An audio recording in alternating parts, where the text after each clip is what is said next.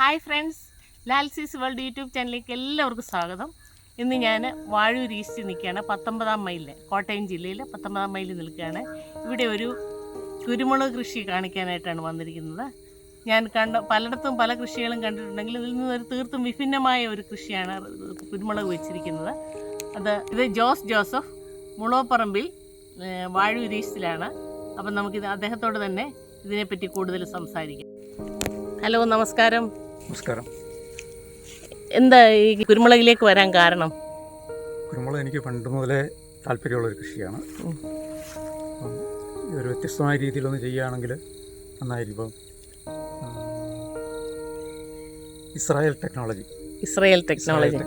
ഞാനിങ്ങനെ യൂട്യൂബിൽ കണ്ടതാണ്.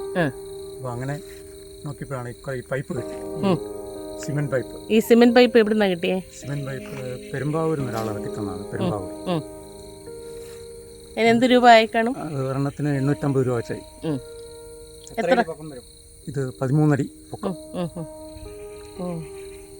അതിൽ ഈ ഗാർഡനിട്ട് ചുറ്റി കൊടുത്തു.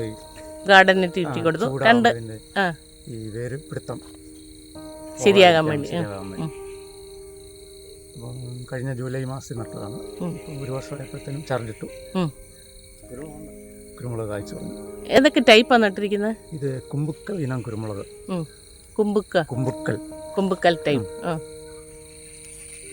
അത് ഒരു വർഷം കൊണ്ട് കായ്ക്കുമോ? ഒരു വർഷം കൊണ്ട് കായ്ക്കും. 8 മാസമായപ്പോൾ കായ്ച്ചു. എന്ന തയ്യാ വെച്ചിരിക്കുന്നത്? ഇത് സർപ്പൻറ്റൈൻ മെത്തേഡ് എന്ന് പറഞ്ഞ് നാഗപ്പതി രീതിയിൽ തയ്യാറാക്കിയ തൈകളാണ്, കുടത്തൈകൾ. അതൊരെണ്ണം ഒരു ചുവട്ടിൽ ഒരെണ്ണം വീതം നട്ടു. ഒരു വീട്ടിൽ ഒരെണ്ണം വെച്ച് നട്ടു. ആദായം എടുത്തോ ഇതിനകത്തുനിന്ന്? ആദായം എടുക്കാൻ ഇപ്പോൾ ഇനി ഡിസംബർ ആകുമ്പോഴേക്കും ആദായോ? മുളക് മൂക്കോളും. ആദ്യത്തെ വിളവ് എടുക്കണമെങ്കിൽ ഡിസംബർ ആകും. ഇതിനകത്ത് തേനീച്ചക്കൂട് വെച്ചിട്ടുണ്ടല്ലേ?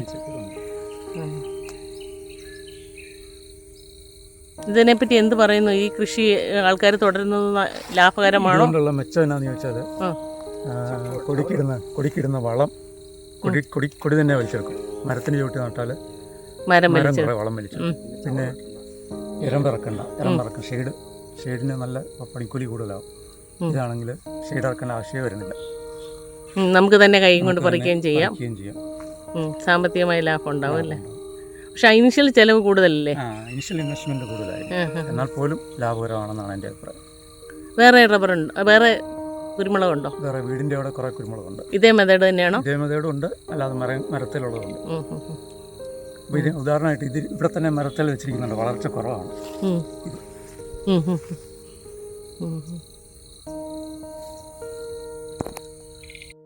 എൻ്റെ പേര് നെൽസൺ ബി മാത്യു. ഞാൻ വാഴൂർ ഈസ്റ്റിൽ താമസിക്കുന്ന ആളാണ്. ഇത് ജോസുമാൻ്റെ ഈ ഒരു പുതിയ കൃഷി എനിക്ക് വളരെ ഇഷ്ടപ്പെട്ടു പോയി. കാരണം ആദ്യമേ ഇച്ചിരി വൻ ചിലവുണ്ട്, എന്നാലും ഇപ്പോൾ കുഴപ്പമില്ല. കാരണം ചവറ് വെട്ടണ്ട. ഈ കഴിഞ്ഞ ജൂലൈ വെച്ചതാന്ന് പറഞ്ഞു. ഇപ്പം എല്ലാത്തേലും മുളകുണ്ട്.